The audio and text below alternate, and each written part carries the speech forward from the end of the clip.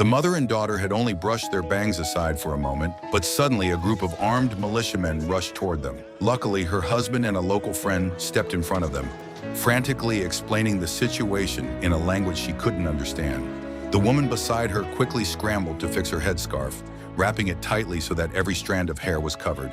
Only then was the crisis diffused. Otherwise, that single lock of exposed hair could have cost her life. That was when she realized the harsh reality. In Iran, women must cover themselves completely when they go outside. Not even a single strand of hair can be left uncovered. Still shaken, everyone hurried into the car.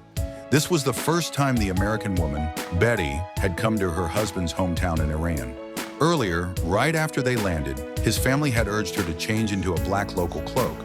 Otherwise, they warned, she might be arrested before even leaving the airport. As she looked out the car window at crowds marching in the streets with guns, Betty was stunned by the war-torn atmosphere and the strict local customs. The Iran she was seeing now was completely different from the one her husband had always described. But she told herself this was just a matter of respecting local traditions while visiting family. It was only 2 weeks. She could endure it.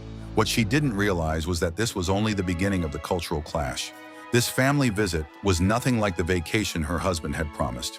In reality, it felt more like a harsh ordeal. Every morning before sunrise, she was either woken up by family members or by the blaring loudspeakers calling people to morning prayers. Most of the furniture in her husband's family home had been removed. At mealtime, the entire family sat directly on the floor. Men and women weren't even allowed to eat together. The men could laugh, chat, and speak freely at their table.